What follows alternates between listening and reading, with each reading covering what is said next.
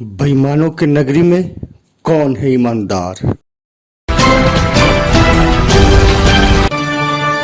भारत में कोरोना का कहर जारी है, जिसके चलते भारत में निवेश करने वाले देशों को भी नुकसान का सामना करना पड़ रहा है। नमस्कार, मैं माधुरी, आप देख रहे हैं वैश्य व्यापार न्यूज चैनल। यहाँ भारत दोहरी मार झेल रहा है, क्योंकि भारत और अन्य देशों में निवेश करता है, जो इस समय काफी सुस्त हो गया है। केवल चाइना को छोड़कर सभी देशों की ग्रोथ धीमी पड़ी हुई है। कोरोना की दूसरी लहर का सबसे ज्यादा असर शेयर बाजार पर देखने को मिल रहा है। दरअसल देश के कुछ हिस्सों में संक्रमण को रोकने के लिए लगाए गए लॉकडाउन की वजह से निवेशक घबराए हुए हैं।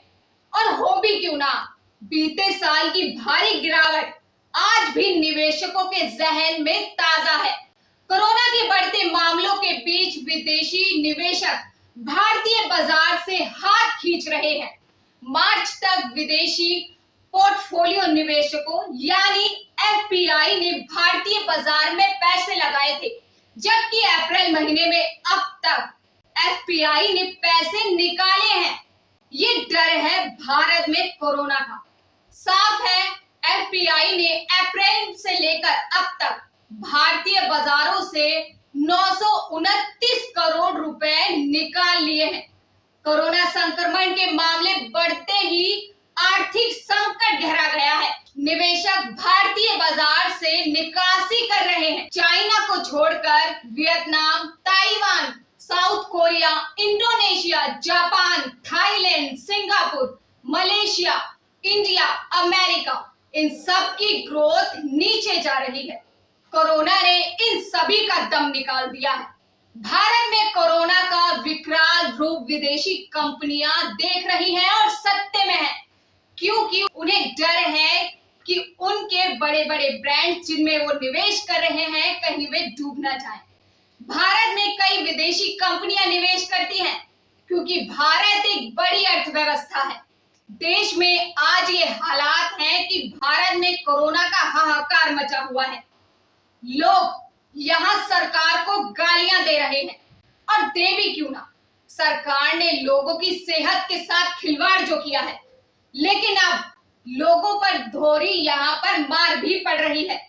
लोग अपनों को खो रहे हैं, अपना काम धंधा भी खो रहे हैं। देश में लॉकडाउन लगने से काम चौपट है। छोटे व्यापारी से लेकर बड़ा व्यापारी, उद्योगपति परेशान है। साथ ही भारत में विदेशी कंपनियां जो निवेश करती हैं, अब वो निवेश करने से डर रही हैं, क्योंकि उन्हें लगता है कि उनका पैसा चौपट हो जाएगा। इसका असर इकोनॉमी पर पड़ता है। आप इसी बात से अंदाजा लगा लीजिए कि भारतीय कंपनियां जो यहाँ पर निवेश करती थी, यानी कि फरवरी में 31% घटकर 1.85 अरब डॉलर रह गया है। हम यहाँ आपको सरकारी आंकड़े बताएं तो भारतीय रिजर्व बैंक के आंकड़ों के मुताबिक घरेलू कंपनियों ने फरवरी 2020 में अपनी विदेशी सब्सिडीज और जॉइंट वेंचर्स में 2.66 अरब डॉलर का निवेश किया था। तो हाल ही के आंकड़ों के मुताबिक एक तरफ जहां खुदरा महंगाई मार्च में उछलकर 4 महीने के उच्च स्तर पर 5.52% पहुंच गई, और औद्योगिक उत्पादन में लगातार दूसरे महीने गिरावट देखने को मिली है। यहाँ पर भारत को जो नुकसान हुआ है, क्योंकि भारत विदेशी कंपनियों में निवेश करता है, चाहे वो कंपनी अमेरिका की हो, जापान की हो, ब्रिटेन की हो, फ्रांस की हो या अन्य देश की हो। कोरोना की वजह से भारत को भी दोहरी मार झेलनी पड़ी है। भारत निवेश करता है, अन्य कंपनियों में भी निवेश करता है, बाहर के देशों में भी निवेश करता है, लेकिन लॉकडाउन के कारण, कोरोना के कारण ये निवेश रुक चुका है, और इसका सीधा सा असर भारत की इकोनॉमी पर पड़ रहा है, भारत में रहने वाले लोगों पर पड़ रहा है।